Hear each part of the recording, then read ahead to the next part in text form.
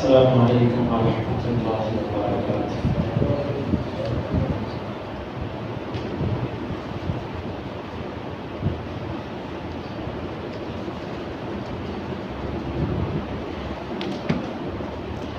سورۃ النحل آیت نمبر 63۔ اعوذ باللہ السمیع العلیم من الشیطان الرجیم من حمزه ونفخه ونفثه۔ تاللہ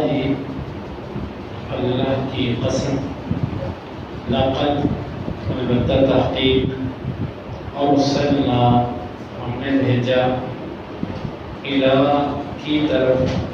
امتوں کی، من قبلک آپ سے پہلے، ازینا بس مزین کر دیا، لہم ان کے لیے، الشیطان شیطان نے، اعمالہم ان کے اعمال، فہو بس وہ شیطان، ولیہم ان کا دوست ہوگا، الیوم آج کے دن،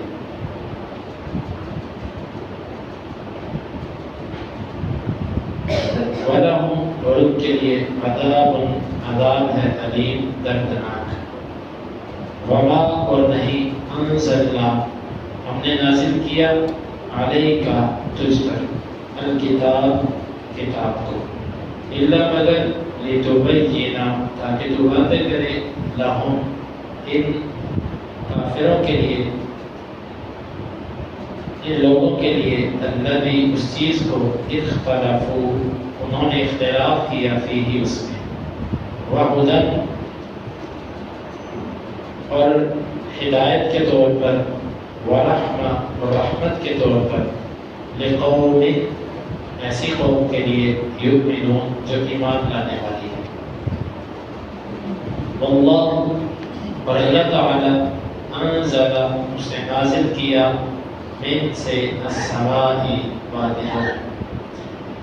ماء پانی، فاحیا پس اس نے زندہ کیا، بھی اس پانی کے ساتھ، الارض زمین کو، بعد موتها اس کے بنجر ہو جانے کے، اتنا بے شک، فی میں ذالک اس آیا البتہ نشانی ہے، لقوم ایسی قوم کے لیے، یسمعون جو سنتی ہے، تاللہ لقد ارسلنا الی من قبلک اللہ کی قسم یقیناً ہم نے آپ سے، ہم نے بھیجے امتوں کی طرف رسول آپ سے پہلے، ازین لہم الشیطان اعمالہم الشیطان نے ان کے لیے ان کے کفری اعمال خوبصورت بنا دیے، فہو ولیہم الیوم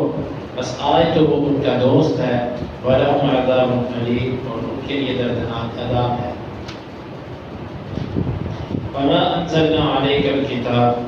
إِلَّا لِتُبَيِّنَ لَهُمُ الَّذِي اخْتَلَفُوا فِيهِ اور ہم نے جو آپ پر کتاب نازل کی ہے یہ صرف اس لیے ہے کہ آپ ان کے اختلافی معاملات کو بیان کر دو، یعنی اس میں اختلاف کو حل کرو، وَهُدًى وَرَحْمَةً لِقَوْمٍ يُؤْمِنُونَ اور ہم نے نہیں یہ کتاب نازل کی آپ پر مگر ہدایت کے لیے اور رحمت کے لیے، ایمان والی قوم کے لیے، وَاللَّهُ أَنزَلَ مِنَ السَّمَاءِ مَاءً اللہ تعالیٰ اس نے بادلوں سے پانی نازل کیا، فَأَحْيَا بِهِ الْأَرْضَ بَعْدَ مَوْتِهَا اس سے زمین کو اس کے بنجر ہونے کے بعد زندہ کیا، إِنَّ فِي ذَلِكَ لَآيَةً لِقَوْمٍ يَسْمَعُونَ بے شک اس میں سننے والی قوم کے لیے نشانی ہے۔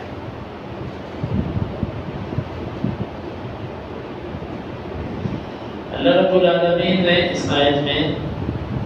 نبی صلی اللہ علیہ وسلم کو تسلی دی ہے کہ اگر آپ کو یہ لوگ جھٹلاتے ہیں تو آپ سے پہلے جو آپ کے بھائی گزرے ہیں، جو انبیاء گزرے ہیں، ان کو بھی ان کی قوموں نے جھٹلایا، یہ معاملہ صرف آپ کے ساتھ نہیں ہے، تو آپ کے لیے ان کی زندگیاں بھی نمونہ ہونی چاہیے کہ جس طرح ان نبیوں نے صبر کیا، آپ بھی ان کی، اگرچہ نبی سے صبر والے تھے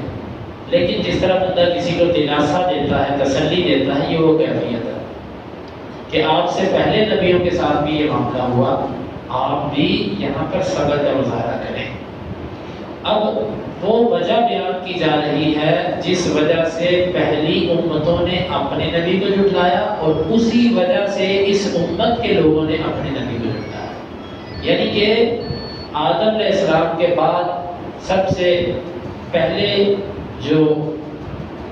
رسول دنیا میں آئے ہیں، رسول، وہ نوح علیہ السلام ہے۔ باقی آدم علیہ السلام کے بعد جو تھے وہ ادریس علیہ السلام بھی تھے، اور اس کے بعد جو ہے وہ نوح علیہ السلام ہے۔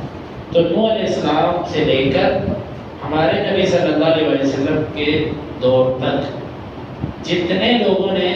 اپنے اپنے نبیوں کو جھٹلایا، اور اس امت کے جتنے لوگوں نے نبی صلی اللہ علیہ وسلم کو جھٹلایا، ان سب کے جھٹلانے کی وجہ کیا ہے؟ فَزَيَّنَ لَهُمُ الشَّيْطَانُ أَعْمَالَهُمْ، شیطان نے کافروں کو ان کے اپنے اعمال خوبصورت بنا کر دکھائے کہ تم تو بڑے اچھے نظریے پر، تم تو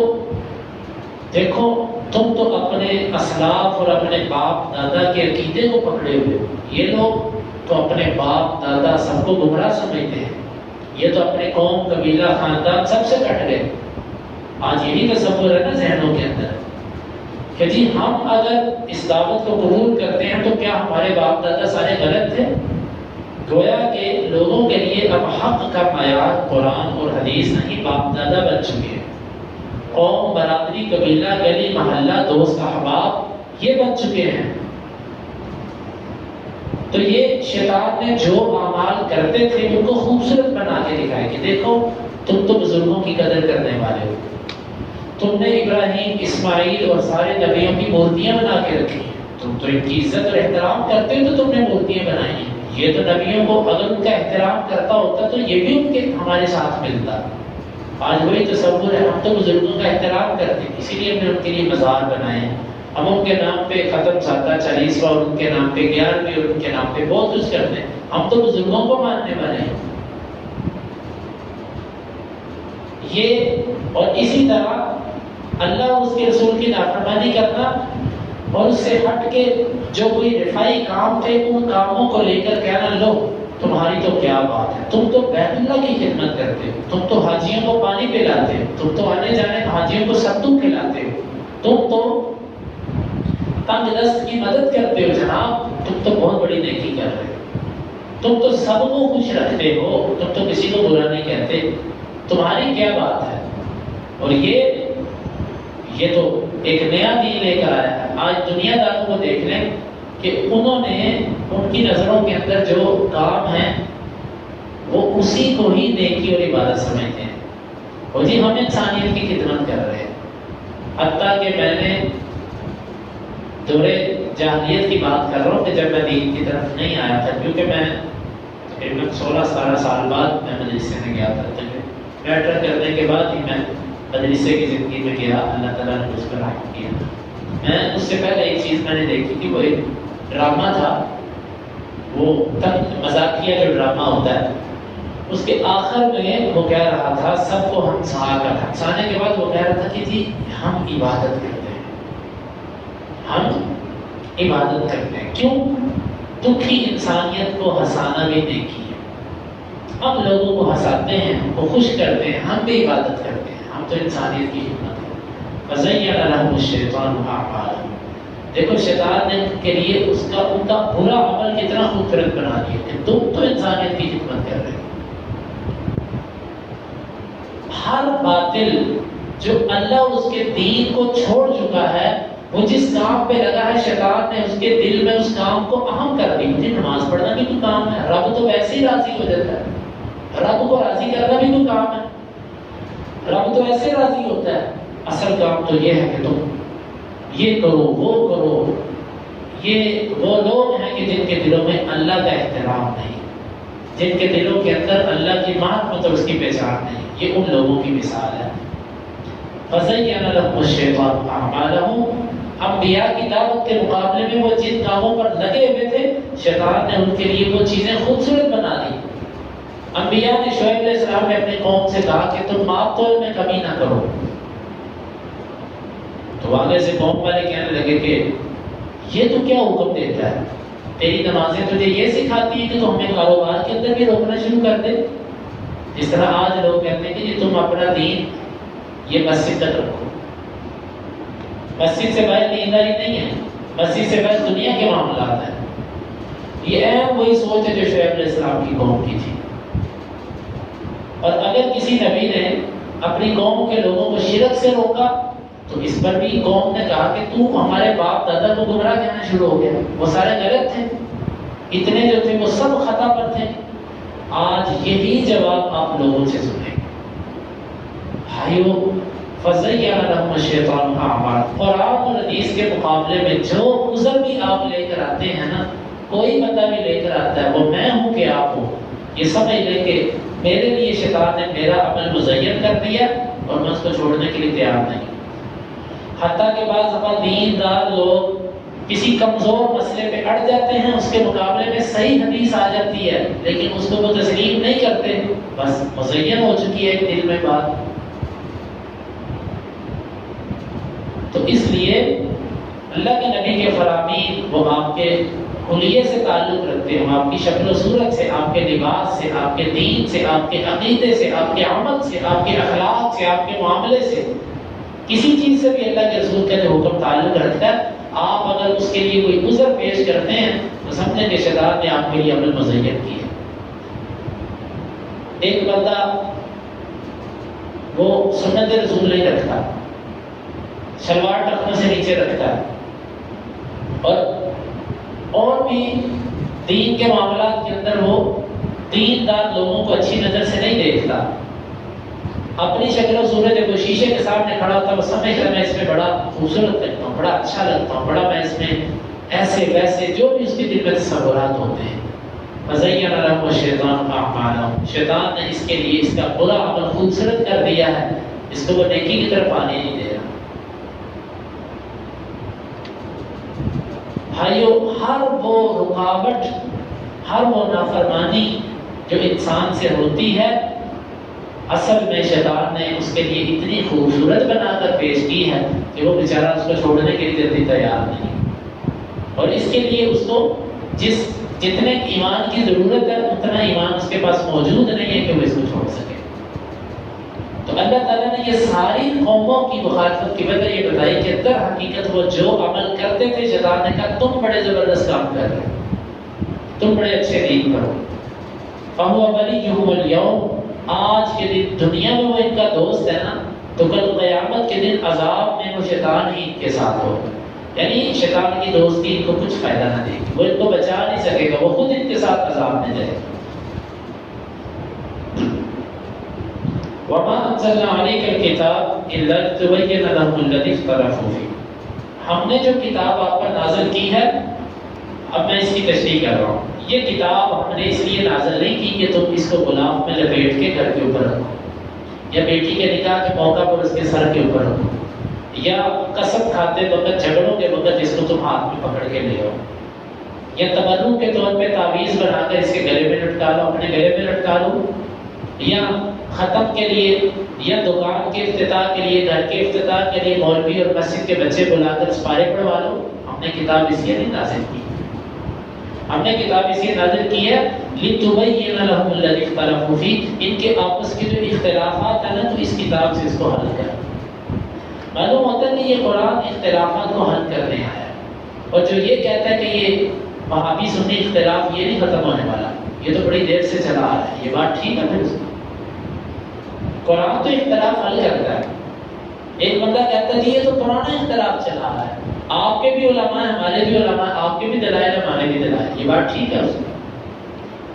یا آپ ہدایت پر ہیں، ہم ہدایت پر ہیں، کوئی ایک حق پر ہے،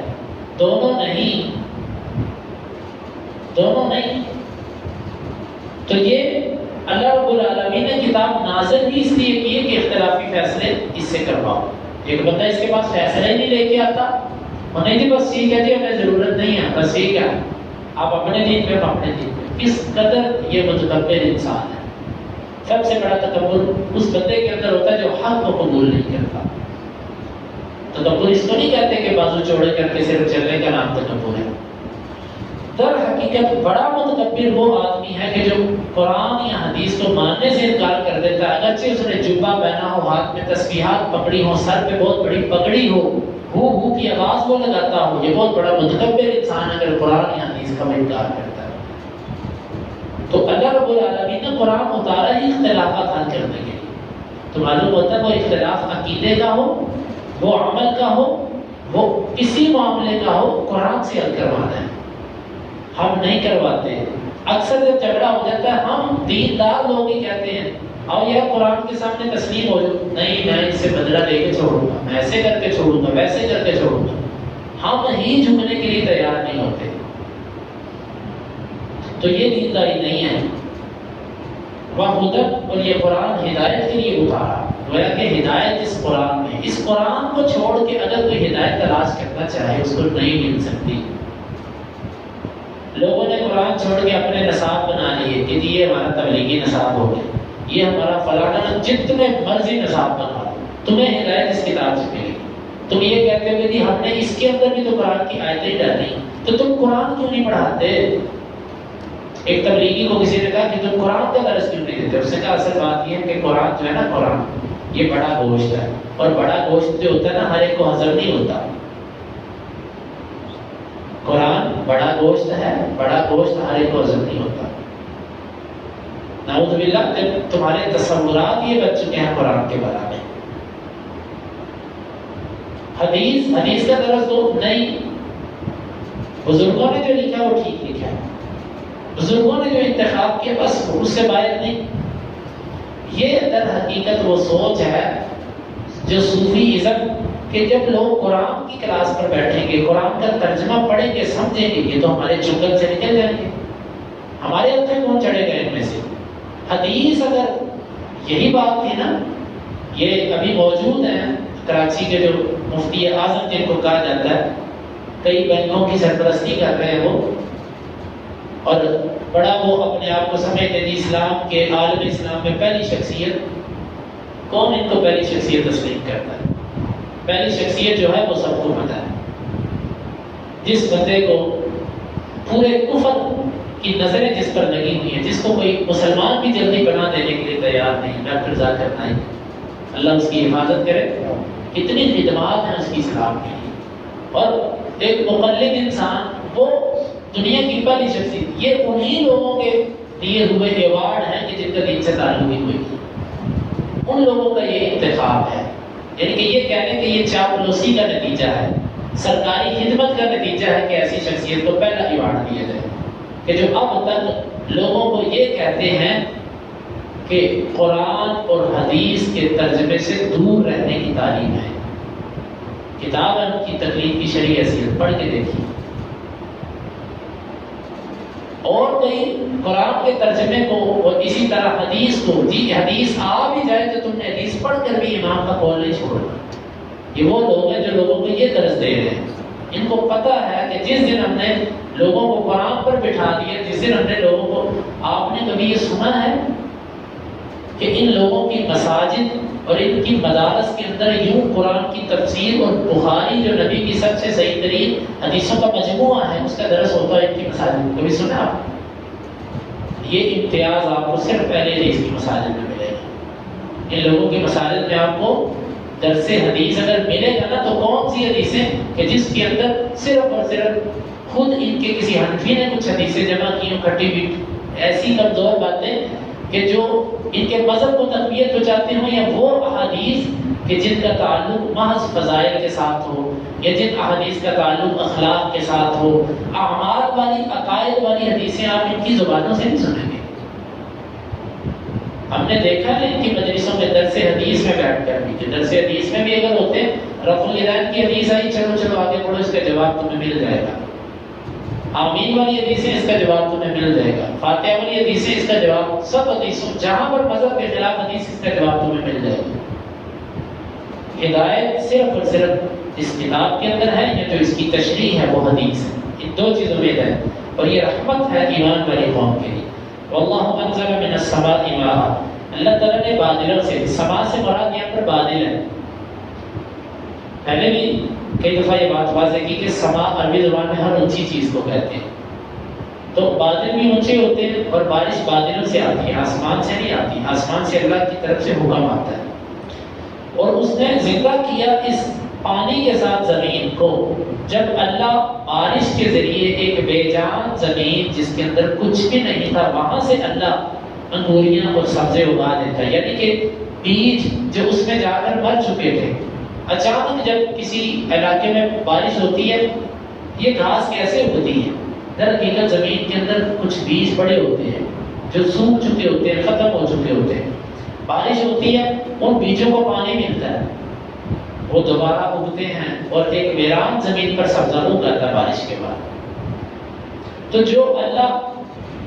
ایک بنجر زمین کو دوبارہ زندہ کر سکتا ہے اس کے ویران ہونے کے بعد، تو کیا اللہ وہ انسان جس کے اندر کبھی روح تھی اس کو دوبارہ زندہ نہیں کر سکتا؟ جس نے بے جان کو زندہ کر دیا وہ جان والی کو دوبارہ زندہ کیوں نہیں کر سکتا؟ ان فی ذلک لآیۃ لقوم یسمعون، اس میں نشانی ہے لیکن کس کے لیے؟ جو سننے والا ہو، جس نے حق سننا ہی نہیں، جس نے کسی کی بات پر کان ہی نہیں دھرنا، اس کو کیا ہدایت ملے گی؟ اور اسی طرح پیچھے فرمایا رحمت لقوم یؤمنون، یہ قرآن ہدایت بھی ہے، یہ رحمت بھی ہے، کس کے لیے؟ ایمان والوں، جس کے اندر ایمان نہیں وہ نہ اس سے ہدایت لے سکتا ہے، نہ قرآن اس کے لیے رحمت ہے۔ جس کے اندر جتنا ایمان ہوگا وہ قرآن سے اتنی ہدایت لے گا اور اتنی رحمت لے گا۔ اللہ رب العالمین سے دعا ہے کہ وہ ہمیں آیات کو سمجھنے کی اور عمل کی توفیق عطا فرمائے۔